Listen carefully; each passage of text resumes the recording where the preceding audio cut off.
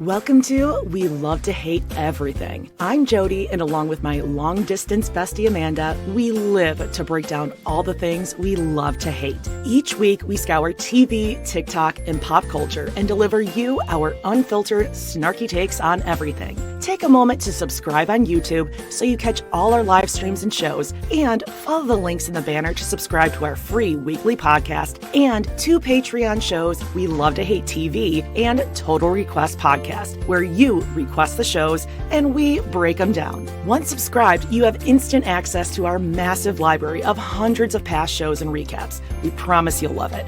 And listen, we're all friends here, so let us hear from you in the comments. We love getting to know you, and we hope you enjoy the show. All right, let's go.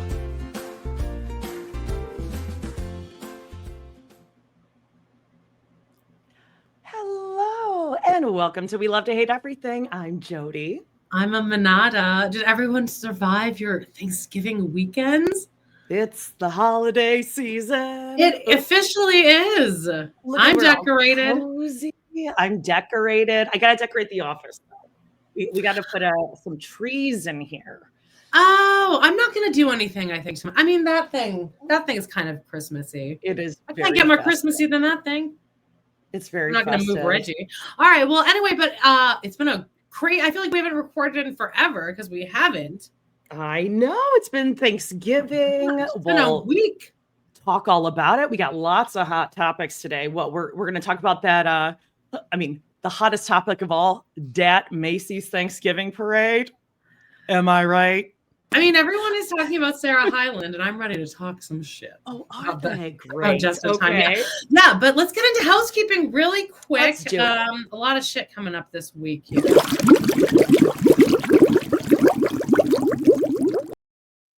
All right, let's blast on through it. Well, hey, every Tuesday, you're listening to a Hot Topics. Every single Tuesday on your free podcast feed, check it out. Every Tuesday at noon Central on YouTube, we have a live airing of our weekly watch-along, Season 20 Sister Wives. Be there or listen on your free podcast app. Coming up on Girl Dinner this week. This was a fun one. Yeah. We did an Oprah-esque Our Favorite Things. Little things that we just find we use every day, helpful things we love. So check that out. On a lot of cleaning stuff. A lot of just millennials in their 40s. Yep. Yeah. Just like some home goods things, easy little gifts, beauty, fashion, what we're known for, obviously. Speaking of beauty and fashion, look at this doll on the front cover of our Sister Wives Season 15, Episode 1 throwback. It's Jenelle in a classic denim shirt, being strong or being a bitch. We're in can't be both. We know that. We're in the COVID season. Oh, God. It's all happening. And it is the holiday season, so this month on Total Request Podcast, we're doing some holiday, Christmassy, just in the spirit of things. And John and Kate and the 8, they've got the spirit this week. So check that out on TRP. I got to say, I actually like some of Kate's organization opening gifts. Sue me. Yeah. Or don't. John just got engaged, I saw. Did he really? To who? Yeah. I don't know, some blonde woman. I don't seems think it's younger. Glassman, the daughter of the plastic surgeon who did the tummy tuck, who he cheated with. I bet you it's not her. Oh, I don't. It could be, and she might not even be blonde. Oh, well, I'm sure we'll see it on TikTok soon. Mm-hmm. And of course, make sure you are listening to Amanda and John on Pod in the City. Check them out. They also go live. You never know when they're gonna go live. Oh, God, gross. We just picked our holiday month over on Pod in the City, and we're doing the holiday, an 80s diva Christmas. I don't really know what that is. And then last holiday with Queen Latifah, which I've never seen, but I've heard tell. And then I was like, why don't we do Love Actually? And then John was kind of going on and on, but he's like, I want something we can really snark on, like a Hallmark movie. And I'm like, snark on Love Actually. But then he revealed during our last live that he's never even seen Love Actually, and the chat Really? blew up. We were like, I'm like, you will be blown away by these storylines. Oh yeah. So we're at and love the last 2 years I've put it on while I've baked Christmas cookies. And I don't know why. Like, of course, there's things you can snark on about the movie. There's things that like you kind of secretly love, but it's just a great movie to put on. Whether you love it, you hate it, you gotta watch it. I think it's a terrible movie, but it's always on. It's on every single podcast that I listen to where they snark on films. It's always on there, and it's always like a banger of an episode. Yes. So anyway, that's that. Let's get into a weekend update. Yay. Yeah.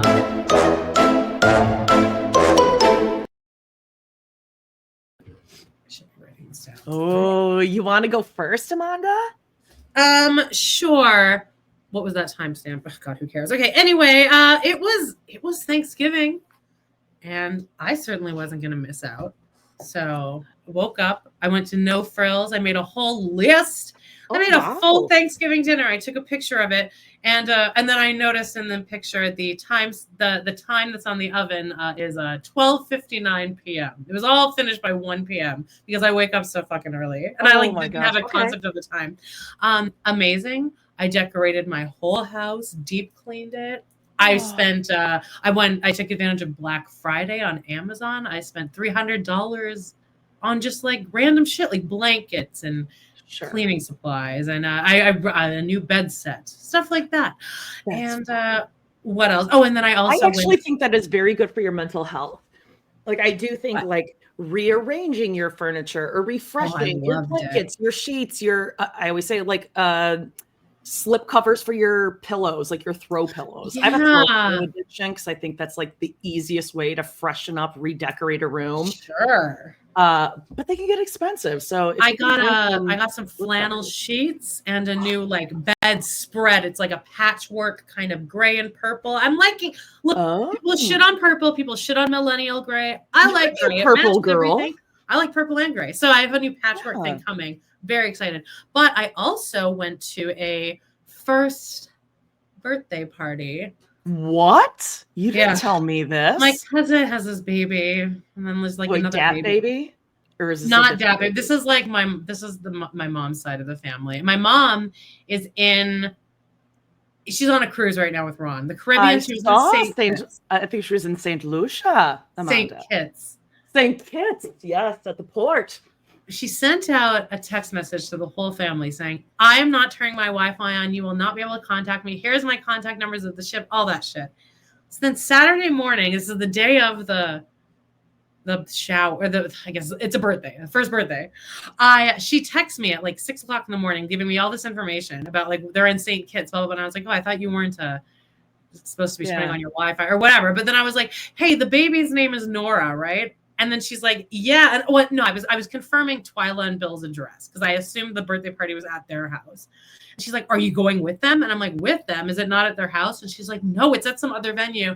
And I could sense her in the Caribbean flipping the fuck out as if now I couldn't figure out where to go to Twyla and Bill's. Where to go from here. Ron, she's going to go to Twyla's. I know it. I just know it.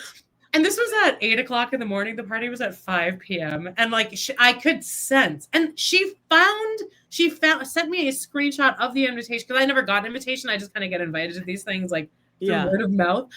She fucking found out the address. She sent me a screenshot, and I was like, do you think that I could not have handled this on my own? She's like, go to http://www.mapquest.com, Amanda, and get your directions. I went to this party and like the whole family's there. I had my glasses on and I'm like, do you guys like my glasses? And every single person was gaslighting me into telling me that I've always worn glasses. This is what John said too. John's like, but you've always worn glasses. I'm like, I've never worn glasses in my entire life. Everyone's like, oh, it just looks like you have. They look like you should always have just been wearing them. Yeah. And my whole family gathers and they tell me the story of Daphne when they went on their group cruise a few months ago, where I was like, was my mom just a stress ball? And they're like, we just kind of had to let her cook, like let her just be this anxious ball of energy. very concerned about timing all the shit, making sure that they're not missing anything, especially not a deal. So that she booked this tequila tasting. My mom doesn't drink tequila. My mom didn't tell me any of this. They all go to the tequila tasting. They had 8 different types of tequila. And the intention is that, well, you'll just have like a couple, like any tequila that like you kind of want to try. My mom, because this was free, had all 8 shots of tequila in a row. This is in a 20-minute period of time. And they said your mom was shit-faced because she can't avoid the deal. It's free. Therefore, I get it. I will consume. Oh, it's against our Polish-Ukrainian roots to I think that's what refuse something that you paid for. Yeah. That you could like. I still get refills. The rare occasion we've gone to a movie, I'm refilling that cup and that popcorn before we leave. And I can drink it all? Of course not. But I paid for this cup and the refill. I'm getting it. Well, anyway, they said she was like shit face. And they're like, it's the most fun your mom's ever been in. I'm like, should I encourage her to like take up drinking? Because they're like, she was just so much more chill and fun. Yeah. And even my grandma, my 90-year-old grandma's like, I don't know why she's like this. Like, well, it's you. But also then, I'll wrap she learned it from watching you.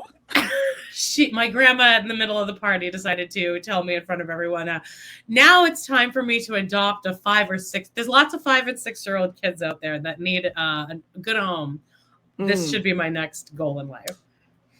And I just adopt. Yeah, you'll adopt. You'll adopt a 5 or 6-year-old. I was like, I don't want to. Amanda, don't ruin do my that. life. Don't do that.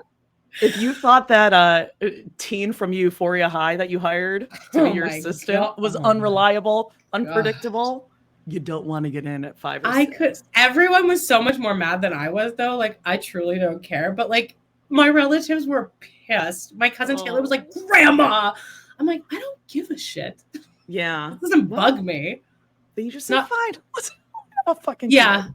I'm like, I would be the worst mother. Anyway, but then I went on a little wormhole here, which I'm just going to tell you guys about now because this is not new media. But actually, Jody, I think you would love this. I don't know how I got into this. I think I was listening to Troy and Kelly's Thanksgiving thing, and they did like a top 10 scandals of their lifetime. And then I was like, I should listen to scandals. We did do scandals. They said a couple that we actually didn't say. And then I was like, I should listen to Dunzo because Troy had mentioned like, I did a whole deep dive on this in Dunzo, his old podcast. Yeah. And honestly, if you guys want to listen to some deep dives, like his Britney Spears episode on Dunzo is unmatched. I learned so much information in that. Anyway, so then I was listening to Dunzo. And I think in whatever episode I clicked on, he had a guest on and they were talking about the new, at this point, this was 2022, Girls Next Door podcast. Okay. So it's called Girls Next Level. I've been like listening to it on repeat. Okay. And it's still going actually right now. I will tell you, I've never been more impressed with 2 people doing a podcast. They are both like, I think I did listen to this. Like they start recapping the seasons, right? They do, but they're doing it. They did it so slowly. Like they really did. They do homework on. I was going to say it had been like a year or 2 ago that I started listening to it, and then I stopped. I think they were just like getting into episodes I didn't care about. Oh well, now I'm rewatching, and guess what? The only reason I thought you'd care about this is I looked up Girls Next Door. It's on Tubi. I mean, it's on Tubi. Everyone fucking sleeps on Tubi, man. I mean, I sensed it. I was like, I bet it's on Tubi, but it won't show up in a search engine. If you like type it into Google, it won't show up as an option. Always go and check Tubi, guys. We love Tubi. Agreed. We found a lot of stuff on Tubi. Like that wasn't free. Even like you'd have to pay for on Apple or Prime. Oh yeah, on Tubi. Well, it's all there. So honestly, though, like I'm so impressed with both of them. I'm sure they edit. They definitely do edit because you can hear editing cuts. But they are both so well spoken and likable and funny, and I just like love them both. They are both so insanely likable and charismatic. And then in rewatching the show, they are really breaking down every scene, and they'll have like interviews in between groups of episodes because they're like this is just really a lot.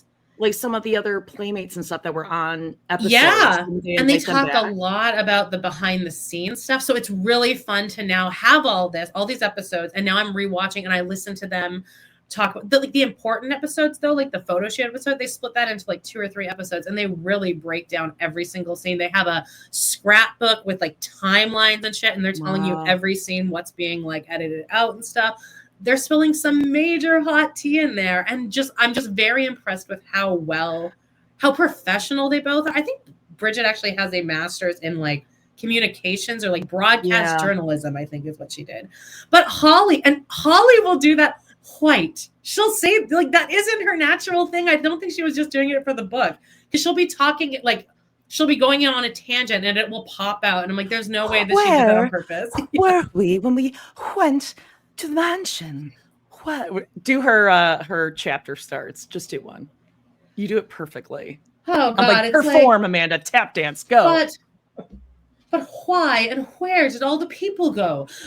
Alice through the looking glass, Lewis Carroll. That's only get Rachel, because she considered herself to be Alice. Anyway, I love Holly, and she's like, I hate how fake I am in the show, but if you really watch her in the scenes, she's very likable and smart and funny. And they definitely don't like Kendra. They talk. I was going to say, are they still dissing Kendra? Because it was. I mean, they were laying it on thick when I was listening. But they're very careful to be like, we're more going after the editing, which they are. But like Kendra did seem like a nightmare. And I always thought that she was this scrappy from the like sticks, because she says, "Hef saved my life." But then I like looked her up and she's like rich. She was raised rich. She's just a privileged little spoiled I don't think she bitch. Was. She was like single mom and like all this. The mom shit, was single, but like they were like wealthy. Oh, I didn't know that. Which is irritating to me, because I'm like, they definitely did not like Kendra, because Kendra didn't have to play by all the same rules that they did. For whatever reason, like Hef didn't make her do everything that Bridget and Holly did. So they and just the producers loved her, and you can tell that they are editing Kendra to be the likable one. Like you can tell that, and that would irritate me too. Yeah. Yeah, like if you can see it happening in front of your eyes. But I would really, really recommend it. Again, the podcast, they are so funny. And Bridget, I didn't realize how much older she was, but she's like 50 right now. I think she was in her 30s when she was 34. I mean, which is young, but for super young. But Kendra was 19, which is gross. And she's just. The reason I always gave her a pass is because I thought she really came out of like nothing, but she like didn't. She was like a like pretty wealthy like girl who was very pretty and thin and was a model at age like 12. So like, so you're just kind of an asshole, and you got away with a lot of stuff. And like I can see how they would be like very annoyed, but then like they tell a lot of tea before they even get to the first episode about the mean girls, they call them, and they are constantly referencing them. And it seems yes, I do remember that. Yeah, it's some fucked up shit. But anyway, that was my weekend. I'm still watching Girls Next Door. I love having a new little binge that I can jump into. Okay. How was your Thanksgiving with other people? All over the place. Yeah, we had all the kids. We had my mother-in-law. Yeah, Adam and I did all the cooking. Like, we had so much extra leftover turkey, because really only like 2 people eat turkey. Yeah, turkey's the worst part of Thanksgiving. We basically sent the entire 20-pound bird leftovers home with his mom to like disperse to all the family and whatever, which was nice. I made for the first time, because it's like an old family favorite of Adam's, and I've never had it, and I will make this all the fucking time now. It's delicious. Have you ever had cranberry fluff? No. It's kind of like an ambrosia salad. Do you know what that is? We didn't call it ambrosia salad. We called it heavenly hash. I'm sure everyone has had a variety of this. Drained pineapple, mandarin oranges, drained fruit cocktail, Cool Whip, marshmallows. You can add like coconut. That was like our thing. This is Cool Whip, marshmallows, a can or your homemade cranberry sauce, and then a can of like diced or chopped drained pineapple, and then you could put like pecans in it too. It is just so fucking delicious. Great. I would eat the shit out of that. I have I pretty much ate the entire thing, and maybe 2 people had help. Like there would be a spoon in the bowl in the fridge. It's the perfect leftover too. You just put it on cold, it's fucking delicious. So yeah, made that, got decorated for Christmas. Still got to put some stuff up in here, but yeah, I don't know. We like got a lot of stuff done around the house. We got a big snowstorm, kept shoveling. We just kept at it, 3 people every couple hours, go. But I also got caught up on a little TV. So first things first, I did watch some football, Amanda, and I uncovered something that I think we should dive into, because I think there is like a really, not to use this word, juicy scoop, but a really juicy story. Might be a couple years old, but I think this is one that we'll like. So as I'm watching football yesterday, just like cozy, it's snowy, put on some football, eat, whatever. Maybe have some edibles, etc. Yeah, I mean, listen, we gotta stay sane. All right, we got a house full of people. When you don't drink, you got to keep things in line. But we got on this whole thing about Shedeur Sanders. Okay, Shedeur Sanders is Deion Sanders' son. Does Deion Sanders sound familiar? He was like a football I'm thinking player. Dionne Warwick, so no. Okay, well, Deion Sanders, he was like a football player. Then he was like a coach, whatever. And he's got this. Is that him right there? Deion is on the right. Okay, with the velvet. So he's older. Okay, I recognize him. I've seen him. Thank you. Yeah, that's all exactly same. Okay, like sportsman, ball man. He's really good with the ball. He has a son, Shedeur, and Shedeur, great football player, whatever. And I guess it was, I don't know, like a couple years ago, last year, something. He came out from, I think, like University of Colorado, where his dad is a coach. Anyway, long story short, he's supposed to be like the number 1 draft pick out of college. Everyone's like, oh my God, like he's Deion Sanders' son. He's amazing. Like he's going to go first. Well, so like, what do they call it? Not trade day, draft day, whatever. Yeah. Like, all these dudes are at home with their families. Like you see on TV. I don't know anything about it, but it's like a big deal, right? Like everyone's watching. It gives me anxiety to even imagine. So I guess what happens is everyone's like he's going to go immediately, right? Yeah. When did this happen? No. Whatever this is. It was like a year or 2 ago. Okay, yes, then I remember seeing rumblings of. Really? Okay, I didn't know anything about this, and now I'm like, I will spend this week digging into this. Okay. Or any of you who know, because I'm sure you do. So he's there. Everyone's like, oh my God, he's going to get drafted. This is like whatever. Dude doesn't go first round, not second, not third. He's like 4th or 5th, and he gets picked up by a team. Don't ask me which one. Yeah. Not a good team, right? No, a good team, but a team who already has. I'm just gonna say he's a quarterback. Don't know the position. Like a star quarterback. They already have somebody better. Not only do they have somebody, they have 2 people.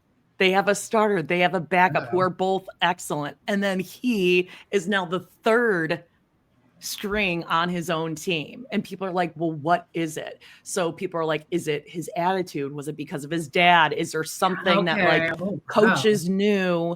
And like there has been talk that he's very cocky. He doesn't have an attitude. He probably all of those things, I would venture. He famously says, I don't get nervous because he's a man. He's good at what he does. Like, why would he get nervous? So anyway, I just like really want to know, there's got to be some like deep blind items of some weird, crazy shit. Because for football teams that like, that's their job, is to make millions, billions of dollars, that they're going to have this amazing player just because he's got a bad attitude. He gets like, they're going to, I don't know. I just think it's worth digging into because I think it could get really good. Hey, you want to hear a sports name I can pull out of my head right now? What? Victor Oladipo. Thingamajig can get it.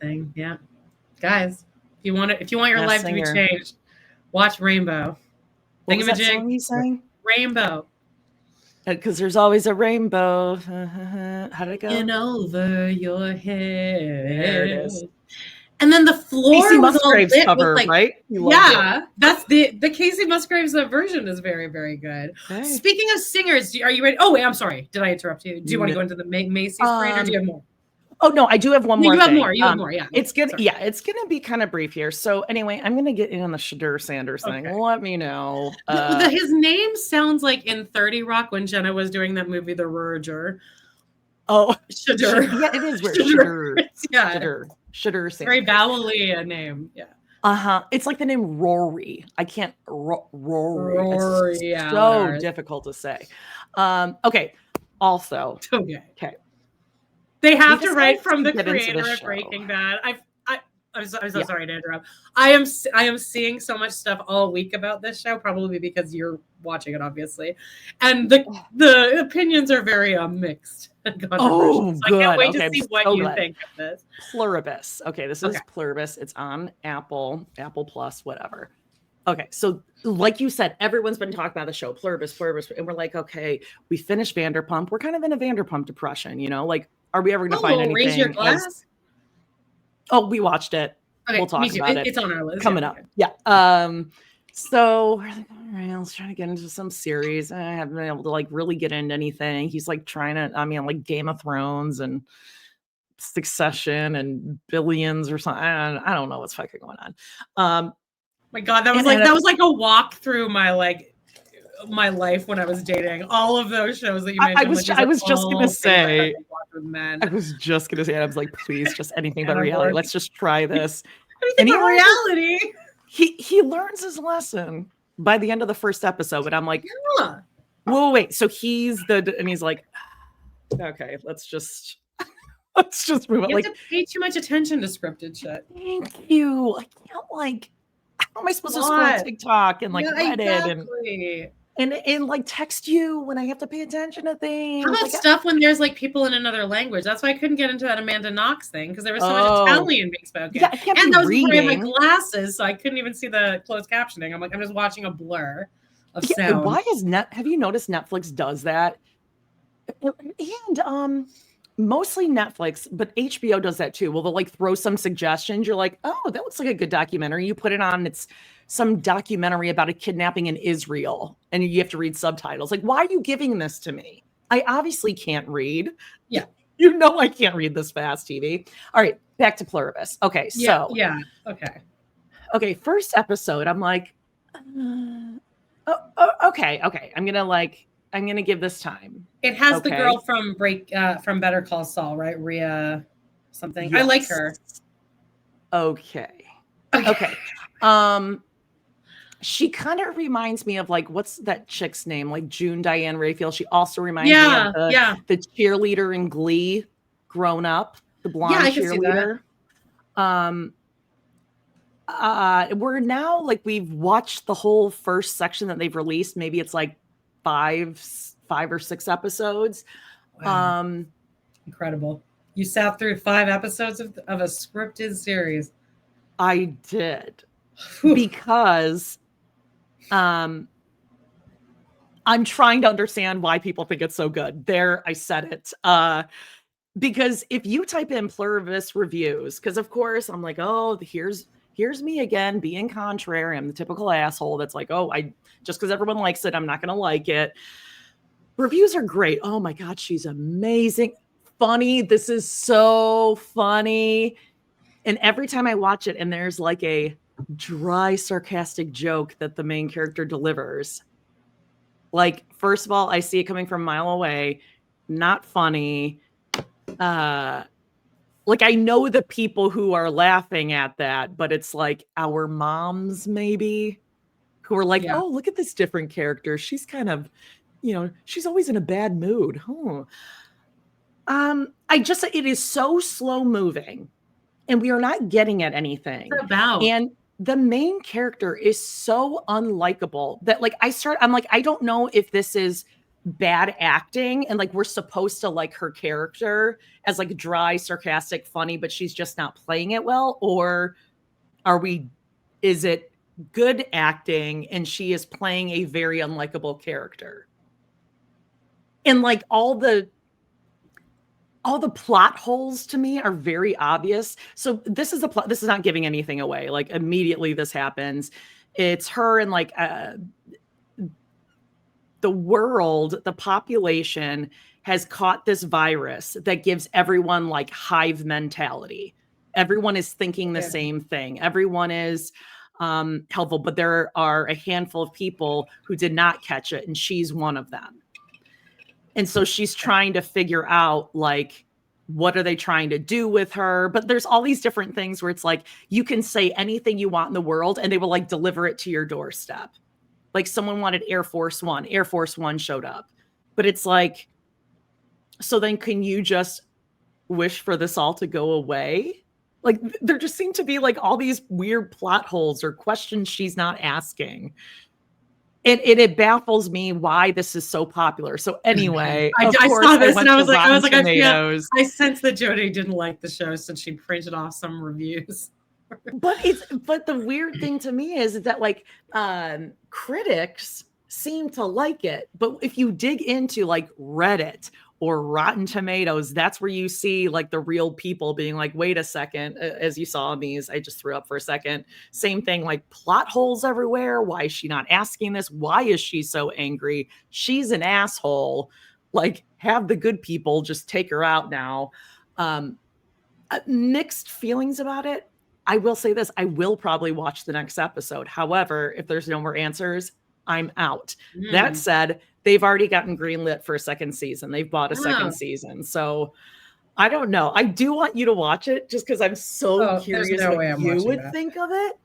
Really? Well, I do like Vince Gilligan, but then I liked Better Call Saul less, and then I kind of fell off of it. But I did like her in that. Okay. What was her character like in that? I'm curious. Like a dry, sarcastic kind of. Okay, so maybe she's playing the same. She's like Bob Odenkirk's lover. Oh, well, she's a lesbian in this one. Oh, she kind of gives lesbian energy. Oh, they lay it on thick throughout the entire thing. Like, I mean, they might as well have her driving like a Subaru with a tool belt, you know, breeding huskies or something. They're like really laying it on thick. But anyway, I don't know. Yeah, I'm curious to see what people say about it. So I don't know, maybe check it out, maybe not. But let's get into finally some hot topics. Okay, I have a really quick question here. We are recording local here, and in case I have to pull those, every time I mute my mic to cough or like cough, I'm coughing a lot. I still got that feeling herpes is still it's going around. It's going around. Is that gonna record? If I mute my mic, will it record? Like, will my cough record still local? No, because you're muting it. Well, I don't know about that. I apologize in advance for whatever you're hearing on that end. All right, let's get into hot topics. We're going to start with the Macy's Thanksgiving Day Parade.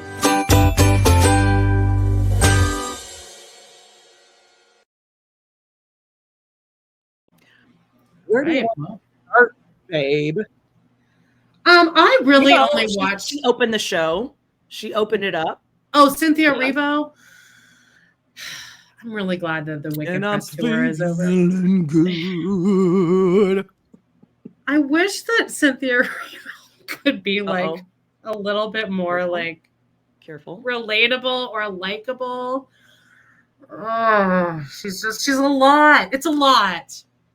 Okay. She's so talented, like epically talented. But I'm really glad the Wicked press tour is over. Like I'm so done. I'm hating them. I'm hating the second movie more and more I think of it. The more recaps I listen to, I'm like, I think I hated it. Oh no. Paige and my mother-in-law came home. They went to go see it, and they came home. They're like, "What songs do you want us to sing?" And we're like, "None." It's like, not a one. No fully singable songs in Act 2. Okay, whatever. Paige was showing me this thing that's like going all over TikTok with Michelle Yeoh. Wicked Witch. It's so funny. That's the only good thing to come out of this press tour. Yeah, she's like, it's so bad. She keeps doing this Marvel something to Wicked Witch, like trying to make this whole thing happen. It's really bad. I wonder, I would like to know, I'd be interested to know what, although I doubt anyone would ever dare to tell the truth, but like, I would love to talk to like her former cast members from like Sister Act or Color Purple, just to hear like what she's like behind the scenes. Like if I feel like she's a Thank You 5 girl. Oh, okay. Just kind of like takes it too seriously. Like would cry after the barricade scene in Les Mis every week. Every time. Every time on the 80th performance, she's doing that. I wonder because I don't. Can you be that talented without taking it that seriously? I mean, we're gonna talk about Jonathan Groff. Can you? Because he probably is a lot like that too. And again, you probably should be like that if you're in theater. That's why I got out of it because I couldn't take it seriously. But I'm really glad that press tour is over. But Cynthia was fine. Okay, let's talk about Just in Time because I need.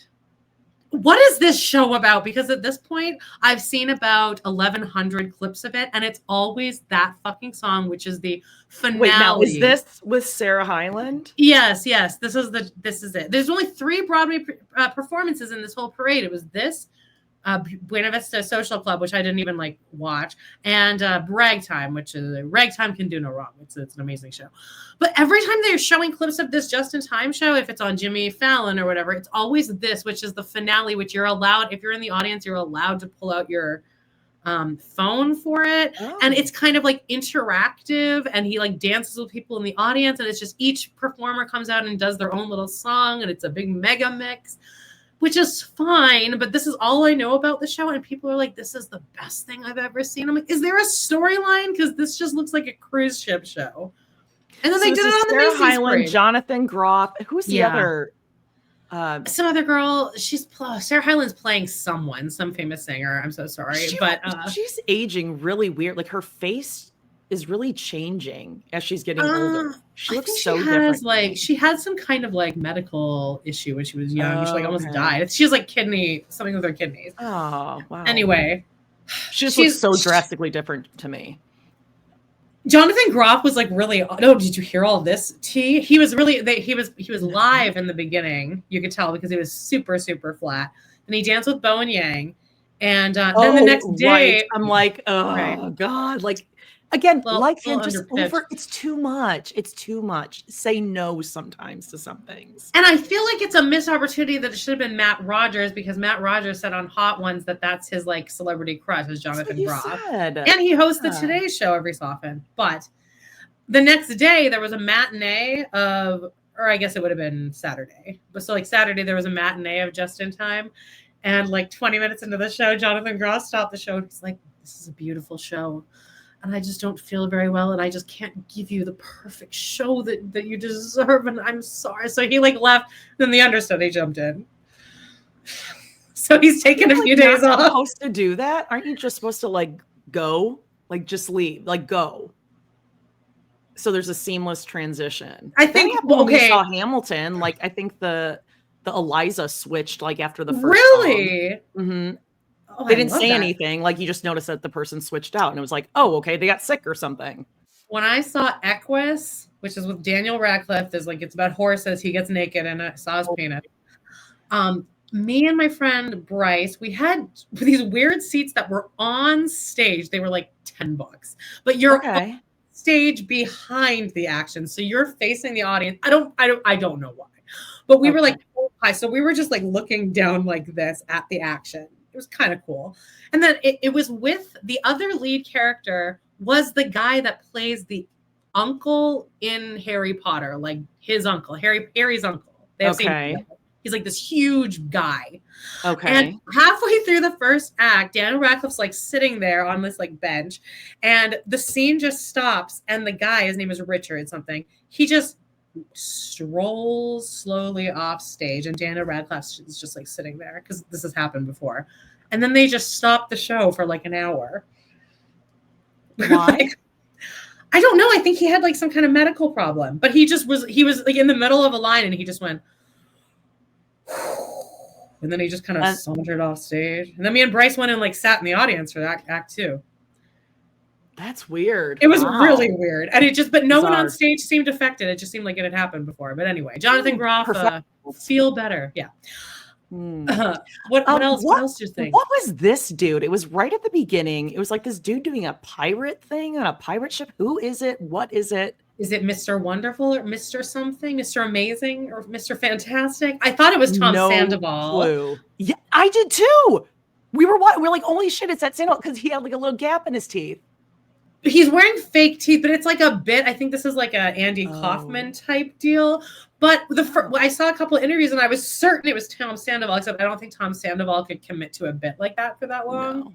No. But I don't know. People like loved him. Okay, and then what about? Did you catch this little girl? No. It was like her birthday. Okay, it was. I did. Yeah, I saw this with the Rockettes. Yeah, this little girl, and they're like, "Oh my god, we heard it was your birthday. Here's your gold," and it's like an actual like golden certificate. You get to go see the Rockettes. She's like, "I saw them yesterday." Like I already saw. Which that's a risky thing, being like, "You get to see the Rockettes." I could see little Amanda being like, I'd rather see. I would absolutely. I would drop some like behind the scenes tea that no one's supposed to know. You'd be like, "Oh, does anyone else want this?" Or like, what else happened? I feel like something else happened at the parade. I don't know. I mean, like honestly, the parade just gets worse and worse every year. We need to like jazz it up a little bit, and not with Sarah Hyland. Like I think we could do better. They had like Shaggy. I was excited to see that. It wasn't me. I thought that was fun. Oh, I do a great Shaggy. Don't come on the sofa. It wasn't me. Got me in the shower. It wasn't me. It's my Tony. It's the exact same. Why does he have like a bubble in his throat too? Shaggy? Yes. Oh, really? I've listened to that song a million times. Butt naked, banging on the bathroom floor. Let me think. Maybe. I'll have to give it a listen. Oh, that was like Shaggy, that song like conquered my high school. All right. Well, anyway, it's always disappointing. There was only 3 Broadway acts, and I don't know. Well, it sucked. I'm sorry. They got to like just revamp that whole fucking parade. Did you watch? Oh wait, actually, you know what? Hold on. We'll do that a little bit later. Let's talk about the dog show winner really quick because that's kind of about Macy's. I didn't watch the dog show, but.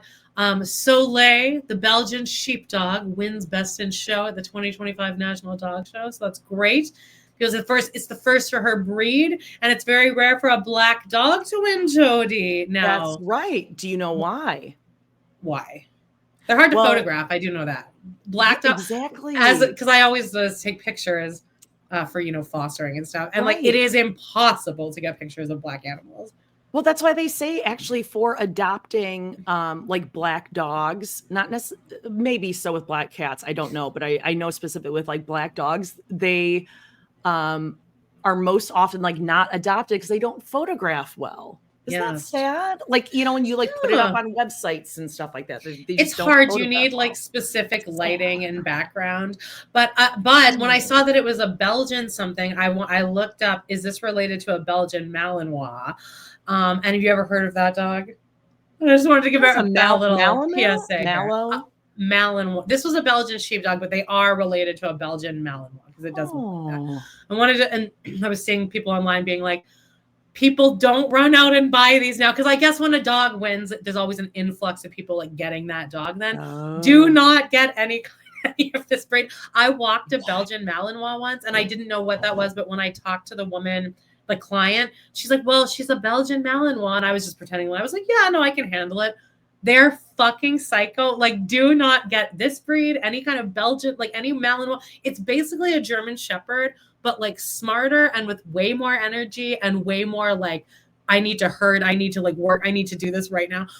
It's a lot. So just maybe do your homework if you want to get the dog show winner, because that's going to be a really difficult breed. I know you don't like German Shepherd. I don't like German Shepherd, babe. And like perfect timing, Scout's growling over here because there's a FedEx man daring to come down the block. Yeah, exactly. Like I'm already like, no, but congrats to that dog show winner. It's cute. Hey, we can talk about some other bitches because this week on Sister Wives, we'll talk a little bit about Sister Wives, but of course, every Tuesday, we do our full watch along. And every Friday, we have a Browntown recap at 10 a.m. Central on YouTube, or you could just listen to it in your free podcast app. But okay, Can we talk about this really quick? I just want to talk about this. Let's talk about it. So you had messaged me over the weekend, like, oh, I put all the stuff in, but it was like in the middle of a group of texts. So I didn't see that you had actually sent that until later. But then on my own, I was like, oh, I wonder if Jody put together like the covers yet. Because I always like to go and like surprise myself with like, what did she do this week? And this, I was almost mad at myself because I'm like, oh, no. This joke really writes itself. Like I almost like, I'm like, I bet the way that must have come together for Jody is just real magical. Just like how much that works. So if you're not watching, it's just simple. There's something about Mary, the movie, right? Which works in itself without. Stop. Oh God, sorry, she just got angry. Oh, that's okay. So there's something about Mary you could throw on with anything. It doesn't even need to be about hair, but like there is a specific thing and something about Mary about like crusty ass hair. Yeah, and in this episode, Mary, really, what are you doing, girl? Everyone like. Not smooth. It was like we've all gotten it. We're like, you can't get that smooth pull out on the flat iron. There's product on it beforehand, which I don't think you're supposed to do. Yes, she's gone over it so many times that like it's too crispy to try to reshape at this point. But now like it's like a pipe cleaner. Oh my God. A pipe cleaner that's kinked. You know, I don't understand why, if this is something that people have been making fun of you about for years, or do this and then really reference it, but they're not referencing it. I'm like, you are just giving us ammo. This is like Robin watching us, letting us watch her online shop at 3 a.m. Like, why would you put this on TV?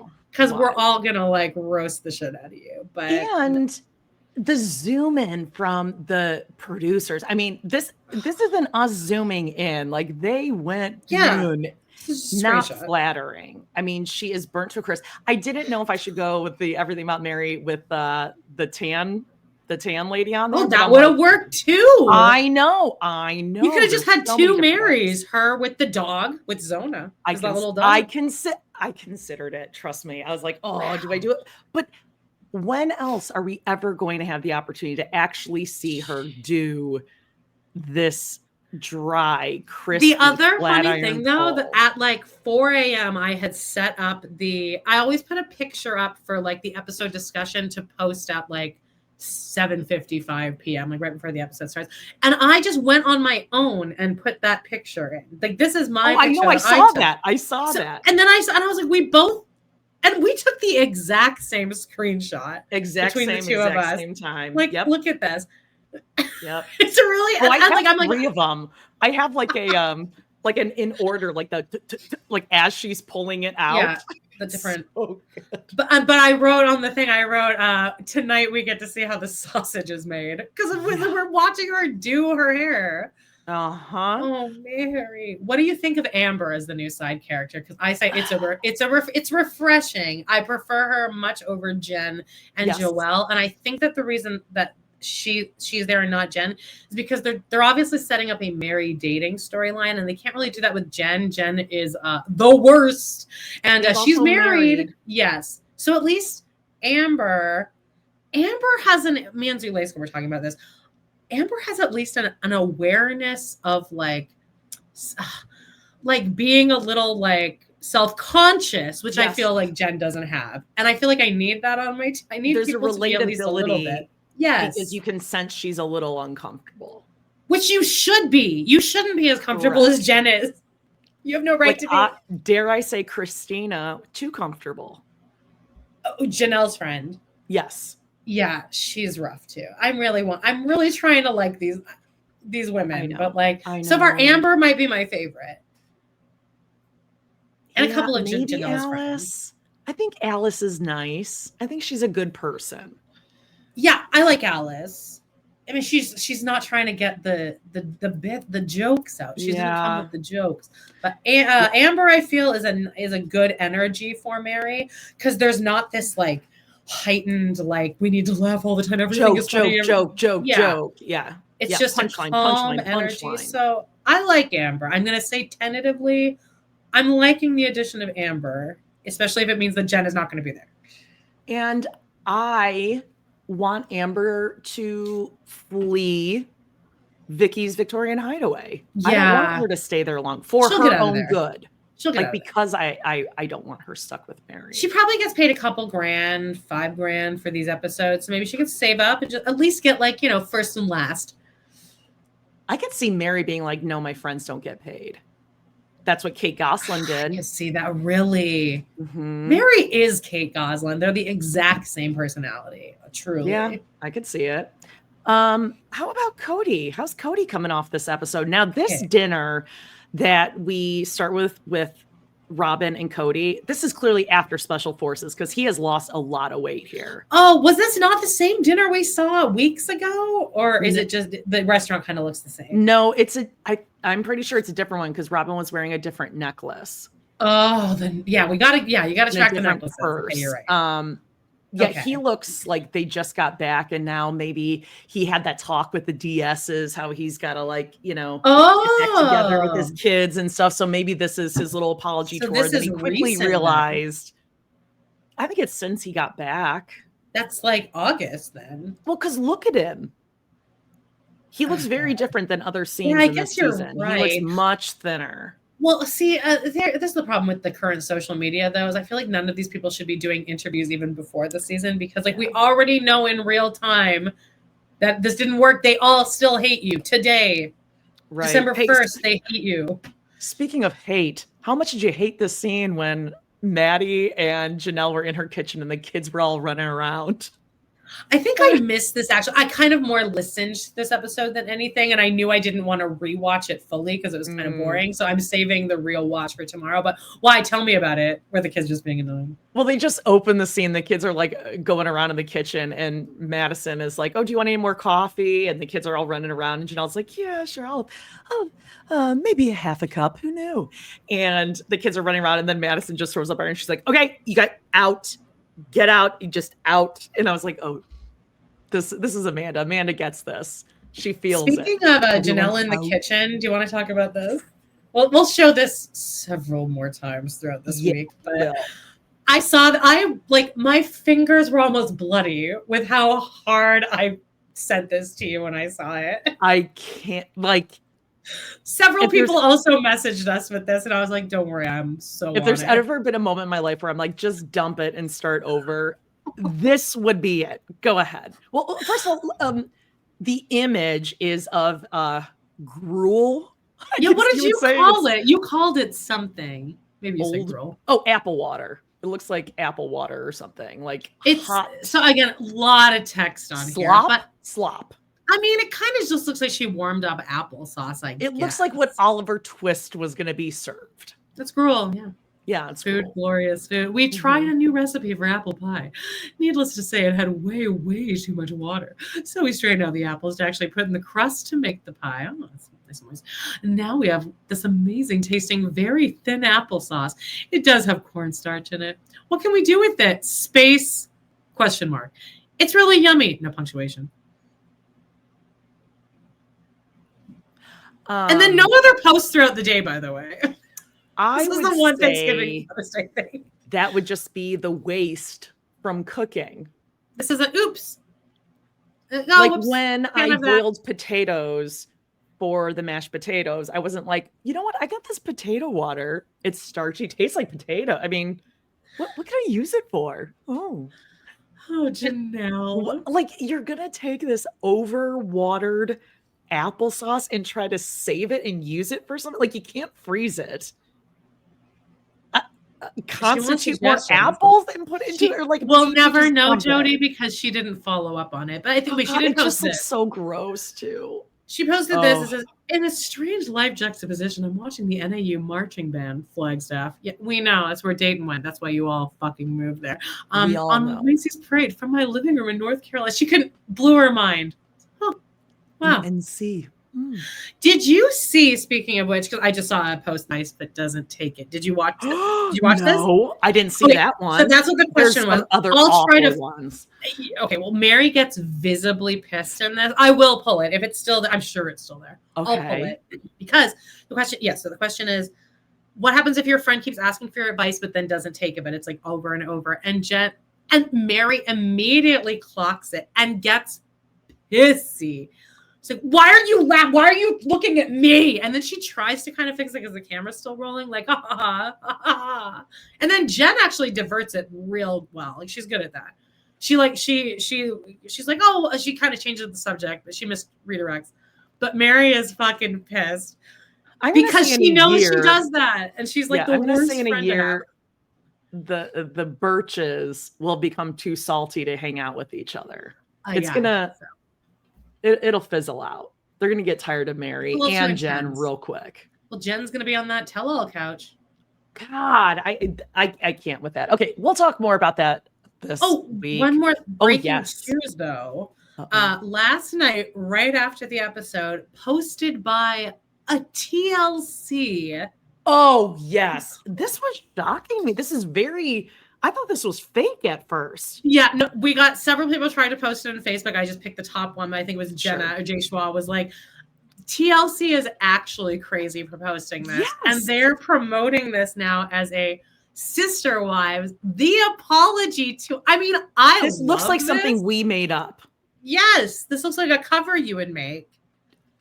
Unreal. Amazing. Yeah. I love this. So it says 3 ex-wives and a whole lot of hurt. Cody Brown is making the rounds on his apology tours Sunday at 10/9 Central on Sister Wives. Don't miss all the stops. Then it's poster. It says Sister Wives. It looks like a concert tour. A band. Yeah. 12/7 Jenelle, North Carolina, 10 p.m. 12/14 Christine, Nevada, 10 p.m. A two-night engagement featuring David Woolley. Like, what is this, like dueling banjos? Well, they're going to be in that conference room. But it's 2 nights of apologizing to Christine. I can't wait though. And then ends 2 nights. It ends on 12/28 because again, no lapses in show. No said lapses. Nicole. Mary, Utah. Why is she in Utah? Oh, is that where Parowan is? Yeah. Parowan. So he goes to Parowan. And so what I'm seeing with this, I assume that this means that after that's the season finale, and then we'll have tell-all. So what I'm gathering here is that the whole season ends with, we are never, ever, ever getting back together. A mic drop heard around the world from Mary. I really hope he's like, yeah, I know. Or being like, Mary... It's like literally not what I want. That, right? Like, I almost want that. I almost want Cody to be like, I know. Get her. Yeah. Get her. Just, what do I need to say so that you know we are never getting back together? Yeah. Do you actually believe that? We'll do our recap tomorrow, though, or today if you're listening on Tuesday. But we'll do a full episode rewatch. So let's get into the real hot tea of the week, though, because this was the only exciting thing to happen on Thanksgiving, the gift that keeps on giving. That would be Seeking Sister Wives, Garrick Merrifield. Well, he was arrested, jailed. Yeah. Oh, for what? What could it be? Yeah.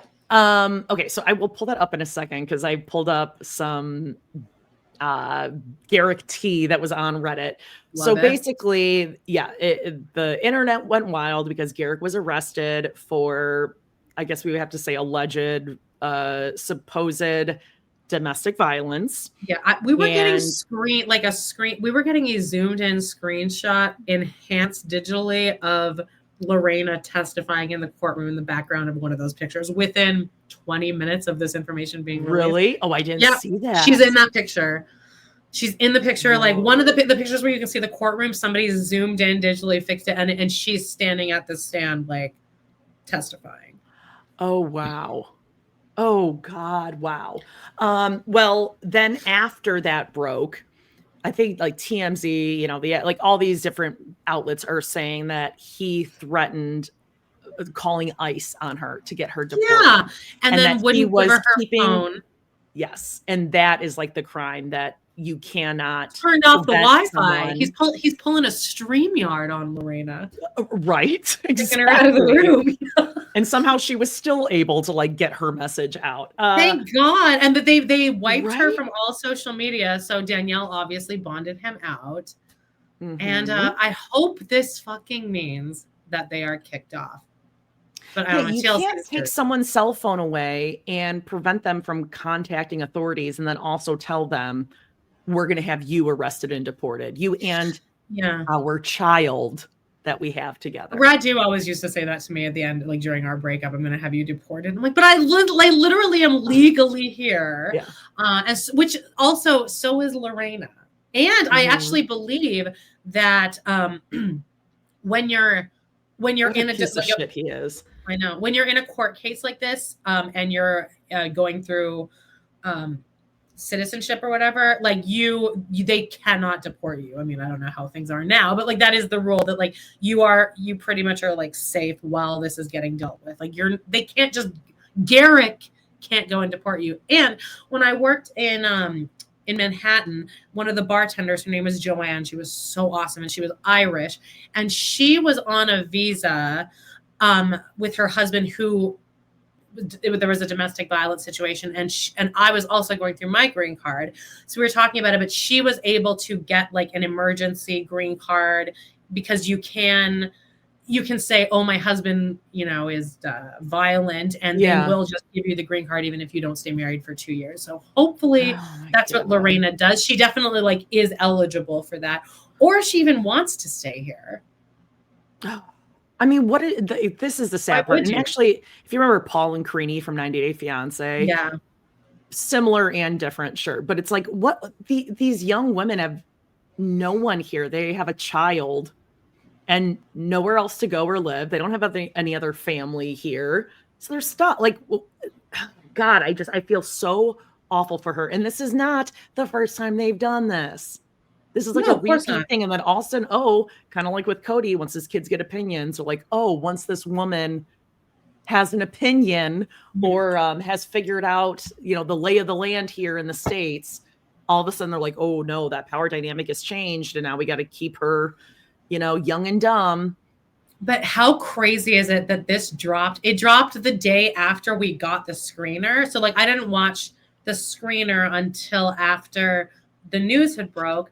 And I was like, it's as if they knew, because the way the episode wraps is very ominous. It like ends with, like you pulled a bunch of screenshots. So do you want to kind of migrate over to the episode here now? Yeah. So they have the little black screen at the end, kind of like they do with Housewives, give you a little summary and where they are now. And the episode ended with Sarah Mae Merrifield was born July 3rd, 2025.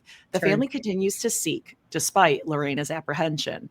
Danielle remains uneasy about marrying the next sister wife. She hopes they find someone in America. Well, they won't.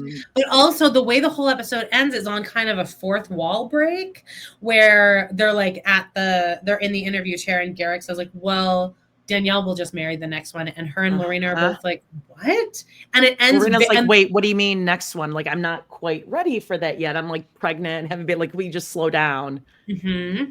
And Danielle is kind of like annoyed that Lorena is like, I'm not ready. But then she gets pissed at Garrick because Garrick's great idea, which she's obviously had the whole time, is that she should marry the next wife. But then it's like this still shot of like a zoom in on Garrick's big dumb fucking face, which I think I said a couple weeks ago.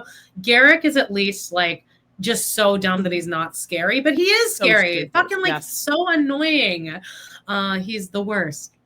He's really stupid, and he's drunk on power that Danielle is making him think he has. Yeah. Danielle, what's your problem, girl? And she's just as bad. She is, I think she's a predator and a groomer too. I found this about Garrick on Reddit, and I thought this was pretty interesting here. So it says, as a local, I've made posts about the Merrifields before, but this news is hot. I don't want to disclose how I've gotten my info. Just know that I don't live far from them. And since it's such a small community, it's not hard to hear what's going on. I have many clients locally.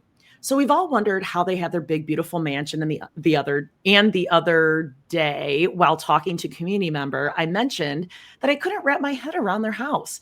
I said to this person, whom has known the family literally forever, which I didn't know until this conversation, quote, he has a construction company, but doesn't seem to build anything. I wonder how many houses he's built.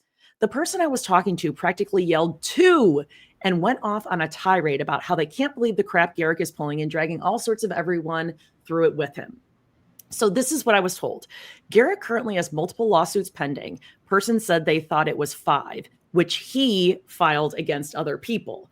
This person wasn't sure what the scope of the others were, but they went to court to hear about this one last week. This person was invited to court as support for the person Garrick is suing. I'm going to try to type this as I was told. Since childhood, Garrick was friends with Billy. This is also who he is suing. However, many years ago, Garrick and Billy decided Garrick and his construction company were going to build Billy's house. I'm unclear, but Billy may have worked with Garrick too. Billy had plans drawn up for his house, and Garrick overbid the cost of building, so he would have double the material so he could also build a house. In fact, the same exact house as Billy. I believe Billy may have been in on this part too. All the materials were delivered to Garrick's house. Okay. Both houses start being built, but Garrick never finishes Billy's house. Garrick finishes his own house and ghosts lifelong friend Billy. So ultimately, Garrick pays nothing for his own house as everything was mortgaged under Billy's house. Now, somewhere along the lines, and amongst all of this, Garrick decides he is going to sue Billy and try to get another $300,000 out of him. I tried to ask clarifying questions, but couldn't get this answer. I'm not sure where Garrick got the idea that he should sue, but here we are. Apparently, from what I'm told, Garrick sues people frequently and has had several cases pending. The person I spoke with said during this hearing, Danielle was there, but not the new wife. They said that the entire time, all Garrick did was lie and misrepresent himself, and that his attorney was a hot mess. At this point, I mentioned that I thought Garrick's house was up for sale so they could move to Brazil, but this person said last they knew, it was because they were moving to California.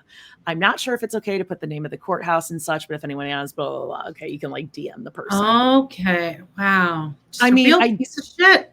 Yeah, I was going to say, I mean, I know that's a lot, but that really does give you a good gauge on, we have wondered about his business. How legitimate is it? Like, is he building a bunch of houses?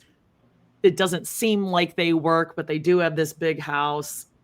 Yeah, they're shady. They're this shady. Is how I feel about Robin, though, where it's like, if you just got like a normal job, you wouldn't have to fuck Cody. You wouldn't have to, like, it seems like there's almost more effort in being shisty than it is to just get an honest job. Yeah. But I think people thrive on chaos, I guess. But anyway, well, let's go through the other families, maybe. Should we check with the Davises who need to work on their fucking lawn? Here's a picture of the front of their house. They should get that landscape guy over. Yeah. Hey, Nick, how about since you're home all day, you become entropy with the yard and cut the grass, or actually maybe lay some grass down, put in some grass seed. Yeah. Just dirt and weeds. That's just really sad to me. Take care of your house. All right. Now let's talk about it. Okay. Teresa. Oh, no. This, by the way, is an exact replica of me trying to pick up Googie for the last time a couple of years ago. Aww. I would pick you up and spin you around. Teresa. Nick's head in her chest. By the way, speaking of the Davises, I feel like I'm seeing everywhere I'm seeing about them online is like the Davises, like the first couple seasons, we all kind of were like, they're gross, but kind of everyone's turned on to like, oh, they kind of have it figured out here. They actually really seem lovely. I don't know. Like they're already dating people again. And oh, are they? Well, I don't know what that's about. But a couple episodes ago, maybe it was last episode, is when I really turned on the nice side for April, because it was after Teresa had stormed out and April got like emotional. And she's like, this just sucks because we can't all just focus on Jen's pregnancy and like how wonderful that is. And she kind of gets choked up.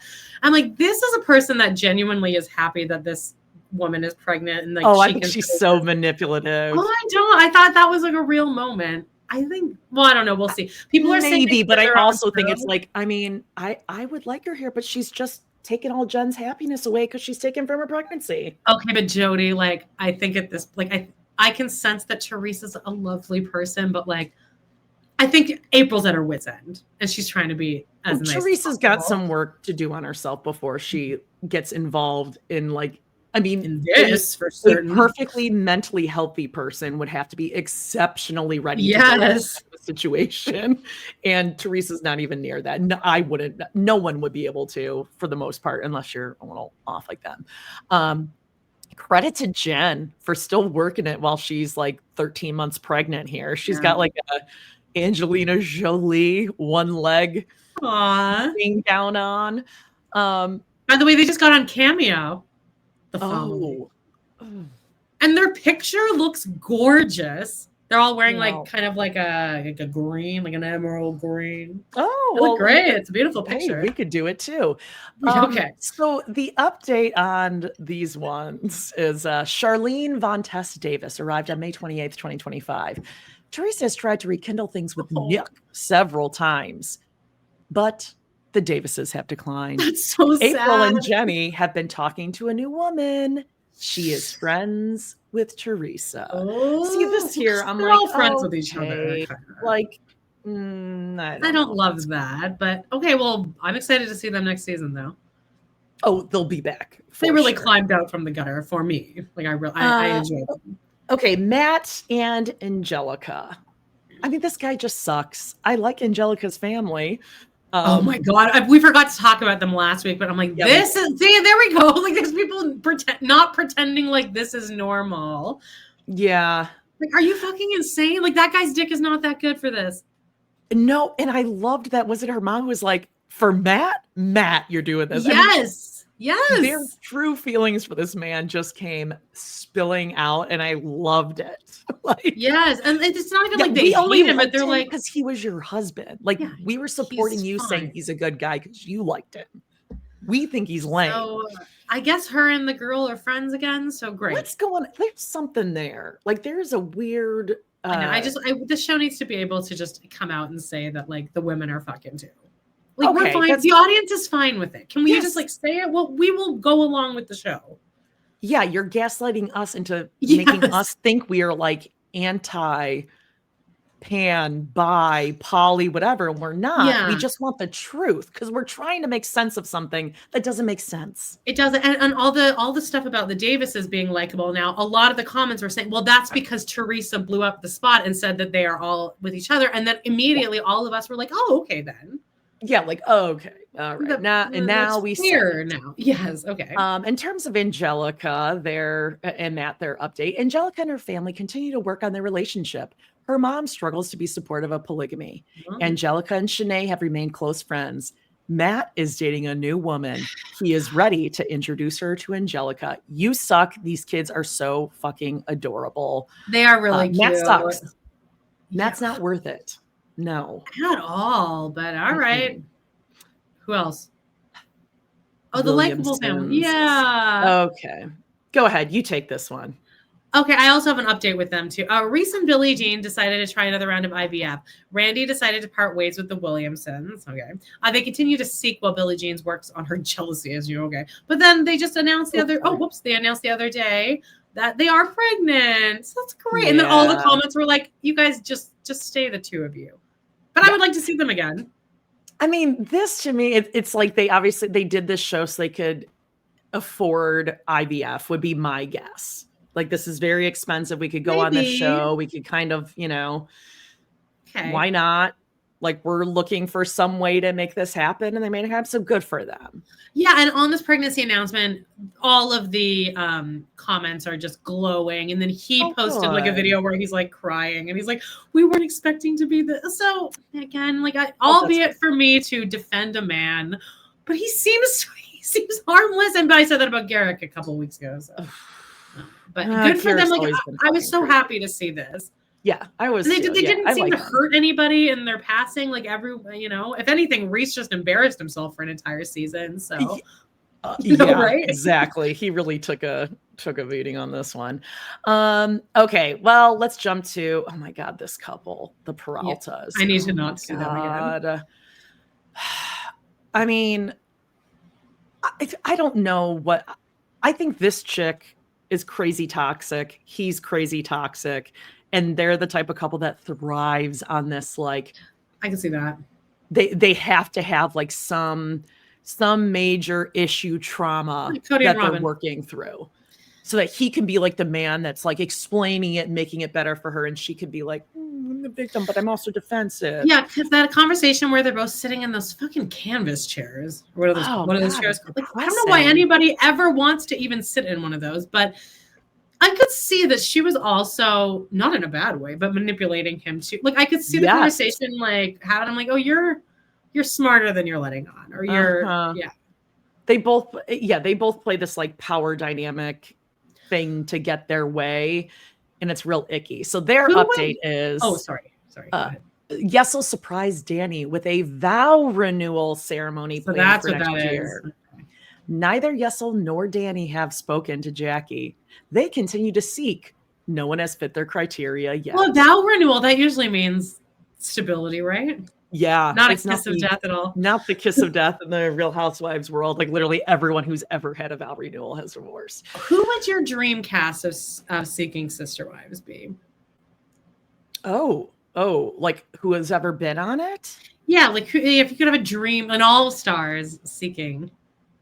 Oh, man.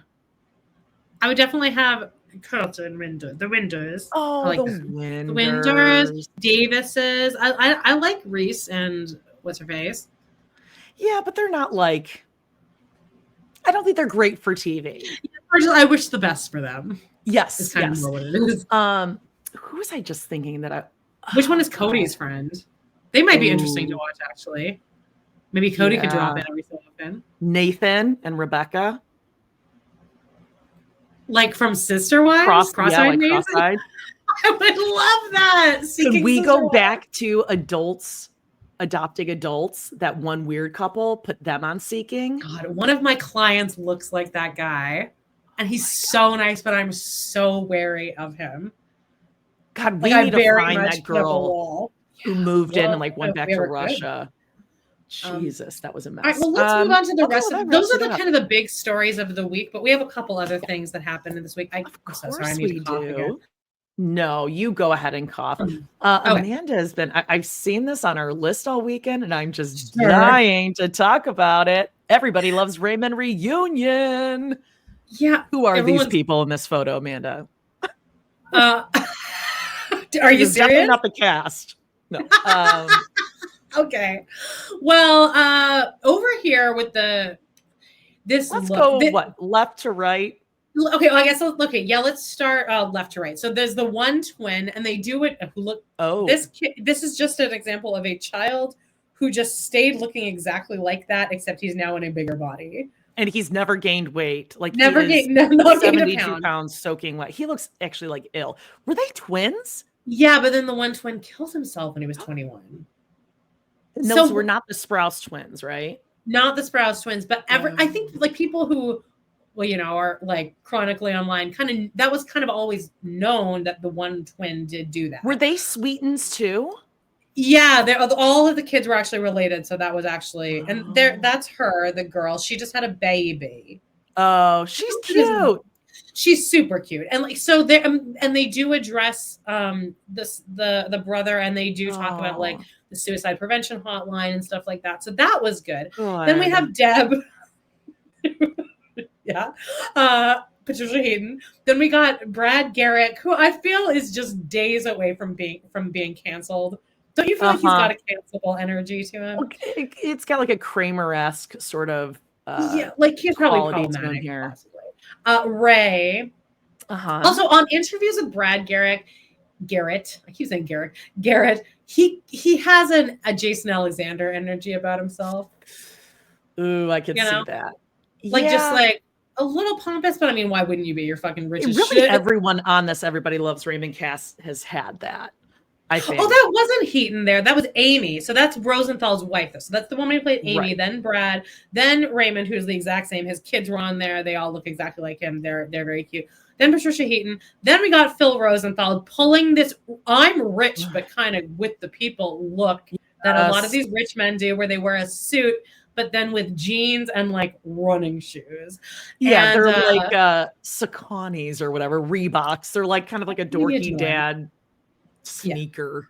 Yeah. Now, I've never been a huge fan of Rosenthal ever since he was on the Doughboys, and he's like banned. He's like famously banned from Doughboys. Really? Why? Yeah. Do you know, Jody, there's a moment from like probably 6 months ago that haunts me whenever I think about it. And we were doing a podcast and I was talking about Rob Lowe. And I kept referencing to you. Like, I hated the way the Doughboys handled that Rob Lowe incident. And then finally, after I'd said it about 100 times, you were like, I don't know what incident you're talking about. And I was so immediately aware that, like, you need to actually assume that other people aren't on the same fucking weird rabbit holes you're on. But this is also, like, infamous. Phil Rosenthal was on Doughboys. He was the writer of Everybody Loves Raymond. Yes. He wrote the show. And he also had showrunner. The first time I became aware of him, there was a documentary. I mean, like 15 years ago? I think I told you about it. And I think it's called like Selling Raymond or something, where he goes to Russia? Or like Macedonia or something, and he's selling Everybody Loves Raymond, or they bought it, and he's advising them how to cast the show, how to put it up, and their culture is so different that, like, the comedy is different. It doesn't translate. Episode, I think.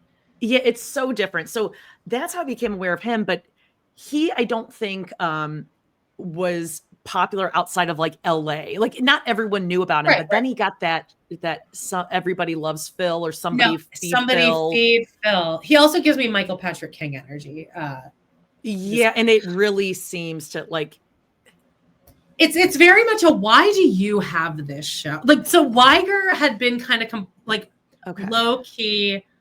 To even know this lore, you would really need to be immersed in Doughboys lore, because they never come out and say it, but you can just tell with little things. And like, what happened is he came on their show, and this is right when they started booking bigger guests, guests where it was like the promotional things that we get from writers and stuff, where it's like, maybe have this, like that kind of thing. So they had Phil on. And it was very clear also that he had said, I have this exact amount of time, and I've never listened to you could tell all these things. This is the thing that listeners don't like. We can tell when a person doesn't like the show or anything. So he gets on there, and Phil had Everybody Loves Phil, and Weiger had already been commenting, like, why do these showrunners have shows like this? Like, why does this rich ass man have this Netflix show where he's not even like an eater? He's just like a thin rich guy. So anyway, on the show, he can afford to go to expensive restaurants. Like, so he was on the show, and the entire time he would not stop telling Weiger. Like, Weiger said, I don't like to travel. I don't cross oceans. I don't like to travel, which is his prerogative. Like, that is absolutely, he's allowed to not want to travel. Yeah. And Phil would not get over it, and he kept pushing him. And like, there's a major turning point in the episode where you can, if you know Weiger, you can sense that he's like fucking over it. And like, then for the months and years since then, they pretty much now will just openly say, Phil Rosenthal, fuck that guy. He's one of the few people that are just very openly banned from ever being a guest again. Like, he will never be invited on. It is definitely that's shocking, because everyone says, oh, he's the nicest guy. He's the nicest guy. He's just so down to earth. He's the nicest guy. And he was also like talking about like how like he was giving them advice on the podcast, which Bobby Lee did too. And people hate Bobby Lee. He's like not allowed to be on the show again too. But anyway, it's like just part of the lore. And the whole thing, he was kind of leading the whole reunion, and it just wasn't coming across. I wish Raymond had been leading it, because he's more of an everyman, but now it's just Phil, pretentious ass Phil, and he's asking people questions. It was very, and the whole reunion had a aura of just like depression over it, because half the cast is deceased now. Yeah. Like Amy's both parents are passed. Well, Ray's parents are both Peter Boyle and the Marie who lived in Phoenix. She would always do shows at like the Phoenix Theater, all my friends. Like, she would do like these weird yearly Christmas shows. Doris Roberts. But then Fred Willard and then the Gloria are dead. Yeah. And then the little boy had passed. So it just wasn't really this happy, fun reunion that you'd think it would be. People asking for an Everybody Loves Raymond reunion? Well, they say we'll never do a reunion because half the cast is not here anymore. But I don't really know why we needed this, because I felt very depressed after watching this. Yeah. I didn't like it. Oh, well. You guys don't need to watch They did it. Yeah, sure. Hurrah. Box checked. All right, next. Oh, Salt Lake City. I'm caught up, Jody. Oh my God. Real Housewives of Salt Lake City. Okay, hold on. Question: do you like Bronwyn? I've always liked Bronwyn. I think she Okay, looks like good. Audrey Hepburn, and I do like Angie Castaneva's now, and I like Mary do kind of. too. Okay. Okay, well, I didn't see this. Oh my. Okay, well, a couple things. Speaking of Mary, okay, so Real There's something about Housewives star Mary Cosby's son Robert's wife files for divorce weeks after his latest arrest for allegedly violating restraining order. So, those of you who don't know, Mary's son has had some addiction issues, and I think he's either in jail or in rehab. I think there were threats of domestic violence. The soon-to-be ex-wife has a restraining order against her son. Mary has a documentary about her alleged cult church coming out January 1st.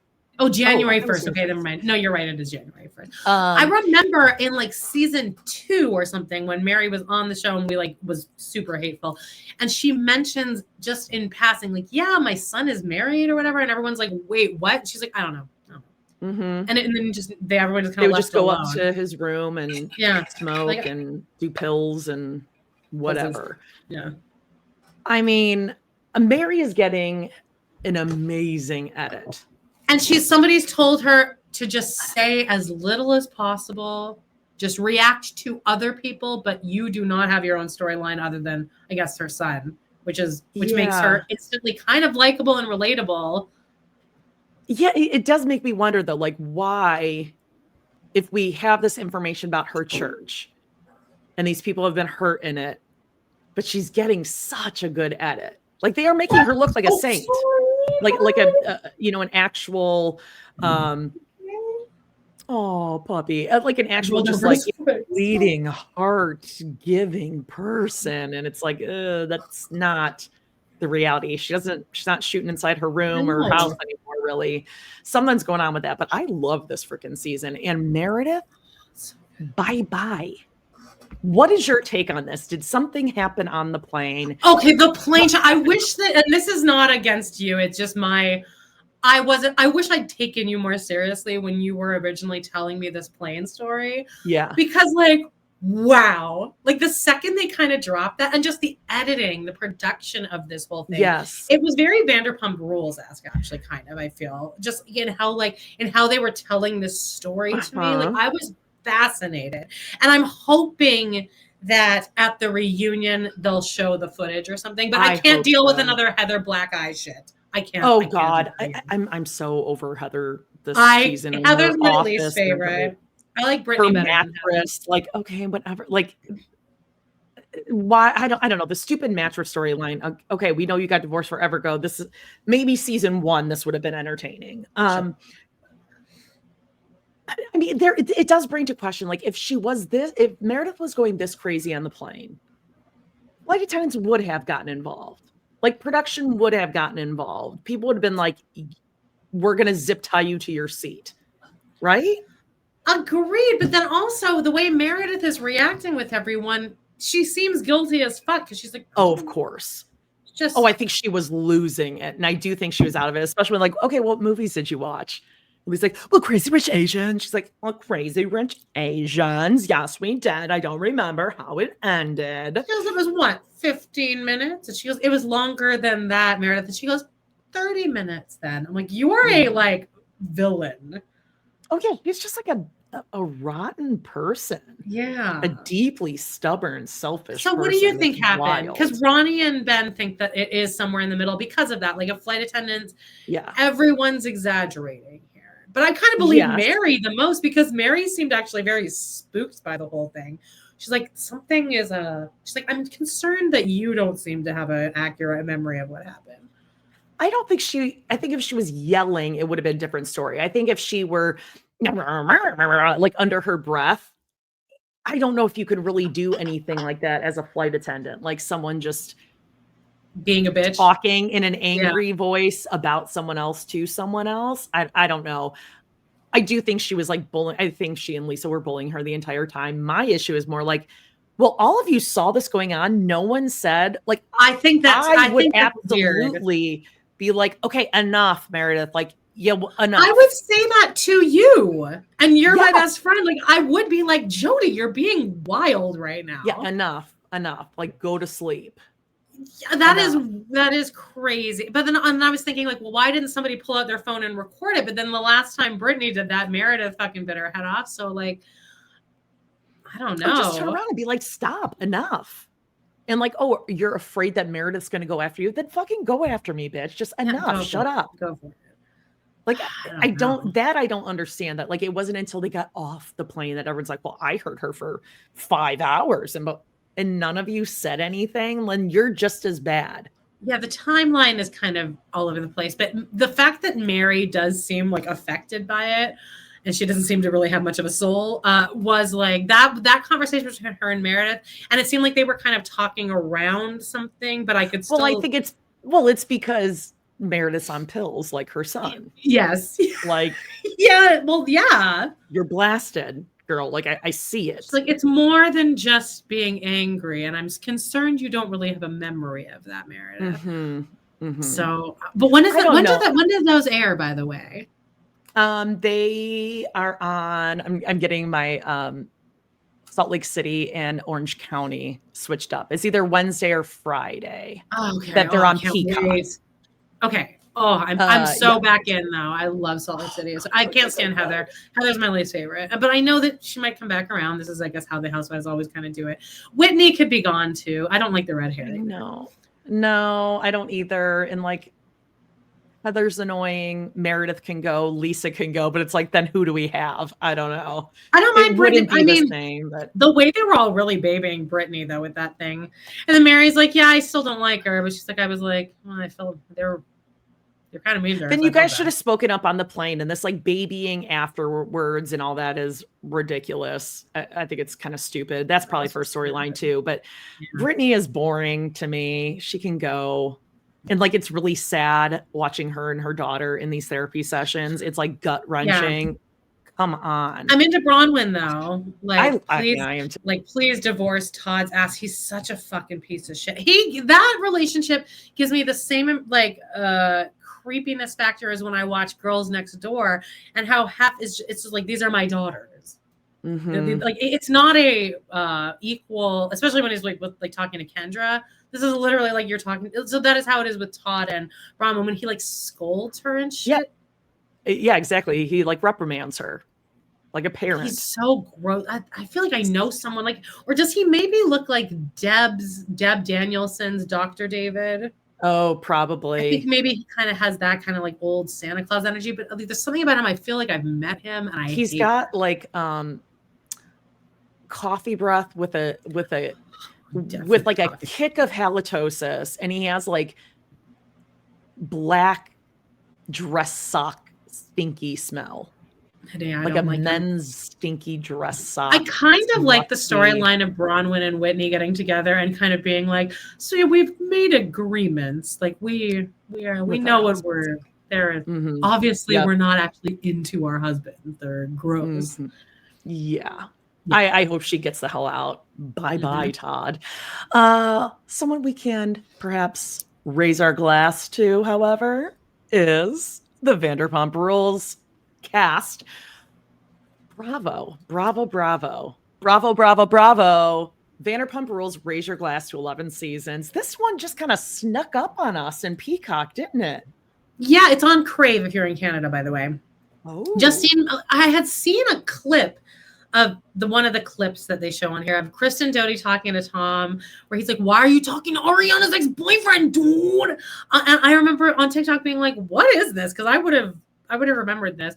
And then in the comments, it's like, "Oh, this is from that Raise Your Glass thing." And then Justine had also messaged both of us like, "You guys have to watch this." Yeah, it's a lot of it is obviously like a not so secret promotion for the next season, because the whole like last 12 minutes is just a preview for that. So I didn't even watch that.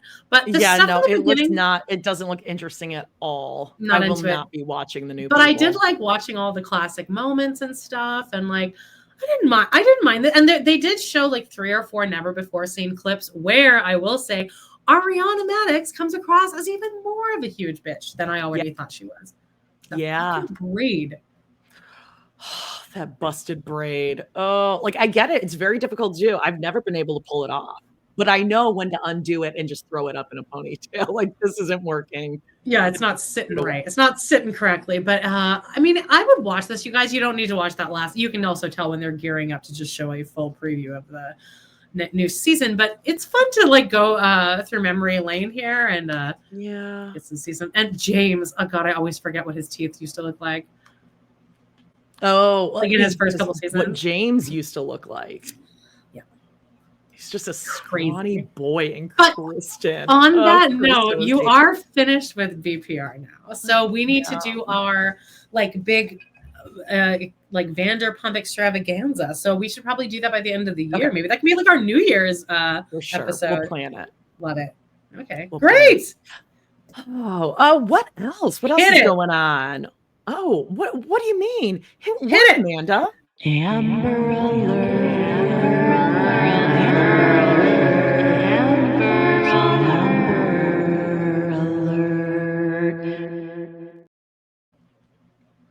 All right. I am good mom. What is going on? Gary was in my dream last night, or did he post something? Hang on. Get out of my Did Gary dream. post something my on car? I think he posted something on Instagram. Gary, sure that I must have seen. Oh, right I'm sure bed. for Thanksgiving. I don't know. It's just his breakfast. Cranberries, Gary. Oh no, it was Leah Shirley. Uh-oh. It's Leah time. Her name is it's Leah time on Instagram. Oh. It's a Thanksgiving post, like with her and her fam, and just wishing everyone. Oh, so her and Amber. Not Amber's not tagged in. Her family. Oh, her actual family. Actual mom and family. And it was her 17th birthday. Yeah, it was her 17th birthday. So that's great. They went to a hibachi. Happy birthday, Happy birthday, Booger Butt. So that's great. She had an amazing time celebrating my 17th birthday at Christina at It's Gary. Great. But I bet Christina loved that hibachi. Nom nom nom. They're both like Gary's on the Ozempic. I think that's why he was in. I must have seen that just last night. Yes. Okay, here we go. From Hillary, lovely Hillary. Another mostly quiet week for the moms. Here's the best I can come up with. Sorry, it's so late in the day. I need to know your opinions on Tyler's Christmas Village. So Tyler's a little bit of a Robin in Tyler here. He likes to collect a Christmas village, but his is all New York themed. I like it. I mean, I don't really remember. That was the only time he's been in New York. That's when I picture Tyler in New York. It's him with fingerless gloves. The New Year's Eve special when he was out TRL style in the streets. Yo, what's up? What you want to know about Teen Mom? God, he was like in his element there. But fingerless leather gloves. That's what I just said. He had fingerless gloves. Yes, that's how I picture him. Wait, and there was some sort of remember he had like some sort of like little asymmetrical neckline. Like it would have been cute on a woman. Like he had like a sassy neckline. I want to say there was like an asymmetrical with like a button. I'm right. And Tyler Baltierra New Year's Times Square. I don't know if it was New Year's though. It was their New Year's Eve special. They were pretending it was New Year's Eve. Oh, let me see. He was in Times Square, like surrounded by a bunch of honeys. Tyler Baltierra Times Square. Can't find it. I guess he's been often. Okay, so he's got a New York Christmas village because he's a city guy. Sure, I mean it's fine. It's way less gaudy than Robin's. Here's one of this the kids. Is it? Yeah, I mean it's a reel, and I didn't want to take a million. It's a starter village. Okay. No, because then as you go further, I kind of tried to get it so you could see. Like in the middle there's kind of the Manhattan skyline, Jody. So I like it. So I see what they've done. They have like a bookshelf or something that they've taken a sheet, thrown it over. Robin style. Another Robin special. Another Robin special. Okay.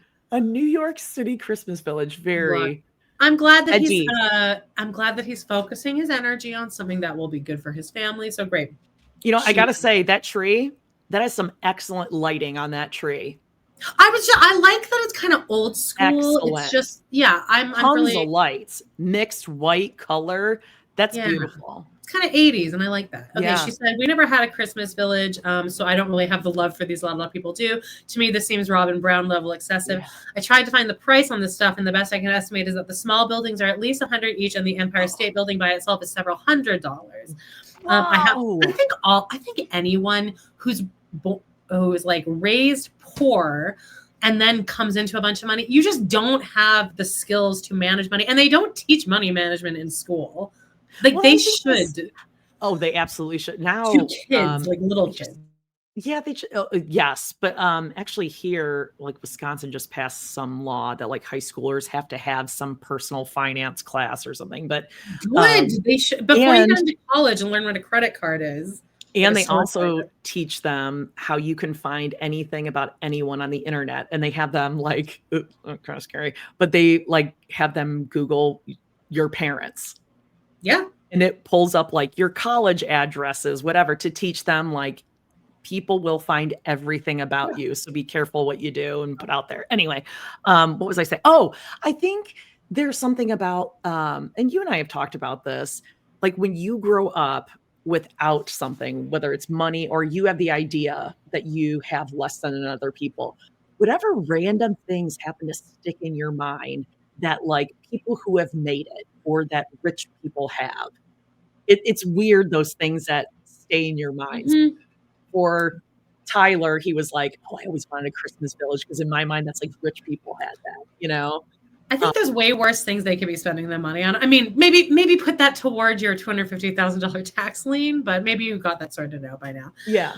Okay. Number 2, is Teen Mom finally over? Which, yes, it's already been determined that it is based off of Ryan's court records from a few months ago. But Corey made a video. I did see this, that he's pretty sure. Corey of Corey and Cheyenne. Oh, okay. Like, well, I was thinking teen parents. I was thinking Corey and Leah. Oh, that Corey. And then Corey is also Jade's dad's name, which is like crazy because I'm like, a dad shouldn't be named, like a boomer shouldn't be Corey. And her dad also looks like Sean, her boyfriend. Yeah. Sean looks like his name should be Corey. Yes. Really? Yes. Okay. He made a video where he's like addressing it, and then it says, I love how he's talking as if he's the star of the show, kind of like Lala on VPR. Cheyenne had a whole pregnancy while the show was on hiatus, and he seems salty about that not being filmed. Kailyn has said that her contract expires in May, and the show is likely dead if they aren't contracted. Oh, so they're still they have till May to pick the show back up. Pull something out. Okay, Amber, get to work. And it probably means that they can't do anything else. Like they're locked in. What else are they going to do? Well, Amber, I mean, she's busy hitting Purdue. Getting that degree. Cameos. She's the number 500 cameo. She's busy. She's been out, but as soon as she gets home, she's going to get that cameo to me. She's on it. I really hope the show is done. It's silly to pay these people so much for how boring it is. By the way, Corey claims to be in talks for another project, which, God, I hope not. I've been watching him since The Real World season 70 billion years ago, and I've never understood why MTV likes him so much. I don't either. I can't stand that fucking guy. I can't stand Cheyenne either, though. All right. Jenelle is back, posting lots of dumb non-tent. She showed us the Thanksgiving meal she had catered from Whole Foods, presenting it as if she's the first person in the world to discover that service. She had like her and she posted something being like, you guys say that I'm not a good mom, but you don't see the stuff behind when the camera's off. And then she showed a video of somebody filming her on camera being a parent. That's like, but this isn't you proving what's happening when the camera's off. And it's like, what's her Kaiser being like, hey mom, can you hand me that piece of wrapping paper? Anyway, she tried to pick a fight with her old friend Tori. Sadly, Tori didn't take the bait, but then I caught on to this yesterday.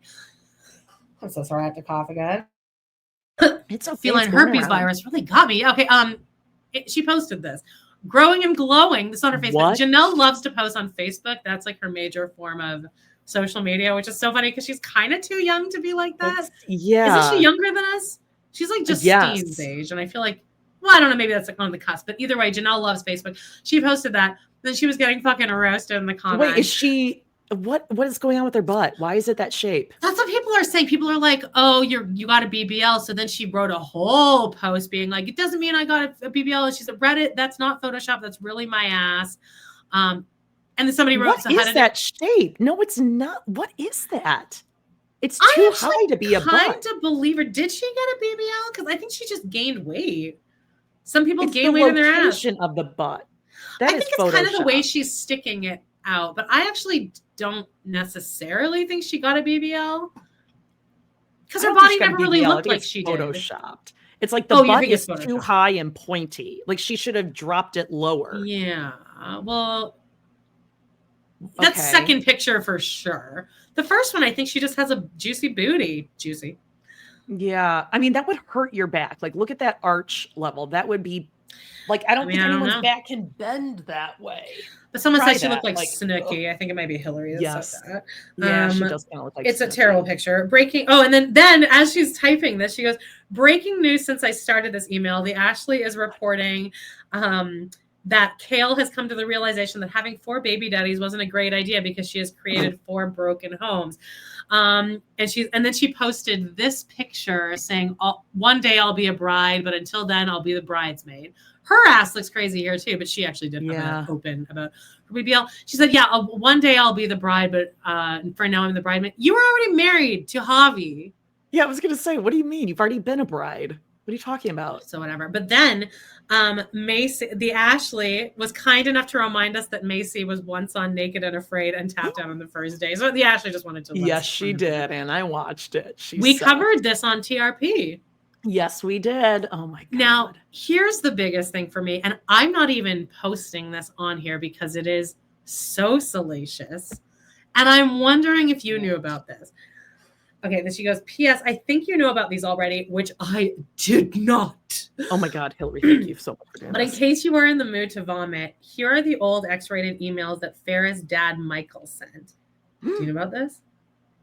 She goes, it's a really a shame Jody never interviewed him.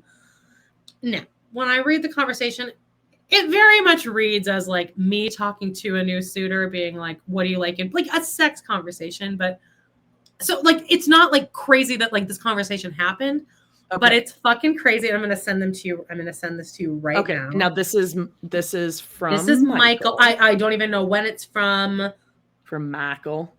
But I can't even, I was trying to like look through this and be like, can I read any of this out loud? But like, I just don't even feel okay reading any of it out loud because it's so fucking dirty. And at one point in the top corner, he goes into how he like likes daddy-daughter play. And he once had sex with a mother and her daughter and he got them to like do each other. What? And yeah, you like, it is wild. I can post this on Patreon or something, or if anyone wants or you could just find it, look up Michael Abraham dirty emails. And like the screenshot looks like this. It's kind of a grid of 4 screenshots. Are you reading some of this? Do you want to read any of it? I'm read something out loud. I'm too scared to. But people can listen. No, I can't. No, I can't. I just read the words and I can't do it. It's all bad. Like honestly, like I'm like maybe I'll pull a little clip out, but it's all so dirty and like disgusting. And I believe it's him. And like, look, everyone can have their kids. Use the P word a lot. He did. The daddy-daughter thing. He likes saying drilling P word. And I don't like also has a lot of bad grammar. Like, I'm glad you're submissive, but without the R-E. Yeah, I can role play and give you pain with your pleasure. Very nice pick. I enjoy your P word and pleasing you. Yes, 3-way girl, girl, guy, guy, girl, guy. What? So are you bi? I love a woman licking my C word as I F a hot P word and licking that P word. I'm drilling No. Are we sure this is him? I mean, no, but like. So tell me what you like sexually, exclamation point. I'm into everything, but I like clean bodies, no pre and poop stuff. No real pain, LOL. Pain poop stuff. Ew, I don't like that. I don't like it. I don't like it. And I don't like that the top corner is the part that horrifies me the most because it's a full pair. Are you reading that top corner about the mother and daughter? Because that really bugs me because there's always been kind of a discussion around like whether or not he wants to fuck his own daughter, and maybe that's what all the like fucked up shit with Farrah is. So that's not really helping. eating each other. I took turns drilling both their P words and asses. This is disgusting, and I don't believe this. It's really bad. This is disgusting, and I don't believe it. This has got to be made up. Please tell me it's friend. You're just standing up for your friend. No, he's not. No, he's not. He's not my friend. He's not my friend. Not now. Not then. Not now. Not never. Never is he gonna be my friend. No, he's not. I did not know about this, Hillary, and neither did you, I guess. This is like old, or is this new? I don't know. Hillary, why don't you let us know? He's disgusting. Okay. She says, in case you were in the mood to vomit, here are the old X-rated emails that Farrah's dad, Michael, sent. It's really a shame Jody never interviewed him. Hang on. There's a link here. I'll click on it. Oh, does anybody know whatever happened with Farrah's dad and those alleged emails? The way he talked in those marriages sounds just like the way Farrah speaks. Everything about those emails, honestly, is disturbing. And then people are just all shocked about it.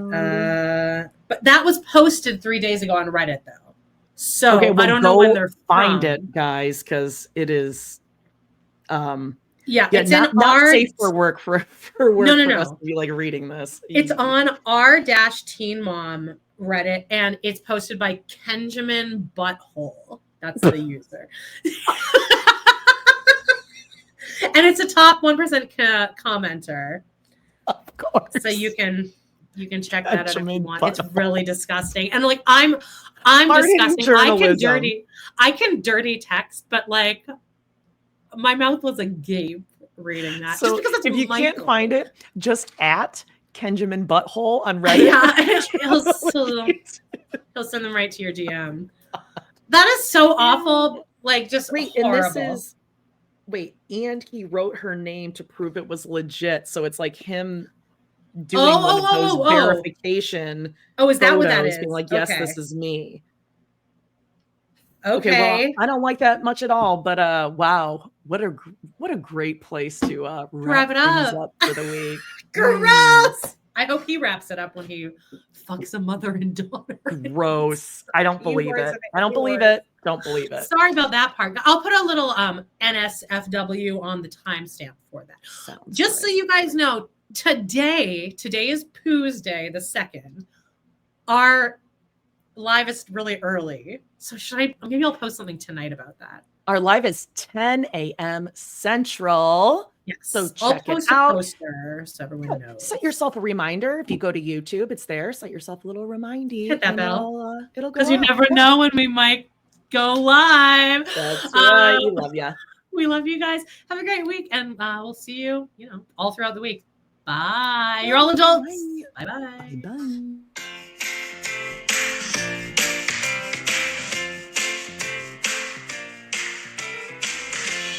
Well, guys, it's been a blast. Thank you so much for joining us today on our We Love to Hate Everything channel. Please do not forget to hit that subscribe button. Give us a like or even a comment, and click on that bell if you want notifications, because you never know when we might pop up and go live.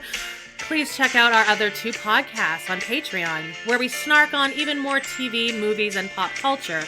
We got Total Request Podcast, that's patreon.com/trpod, and We Love to Hate TV, patreon.com/love to hate TV. Thanks again, and we will see you next time.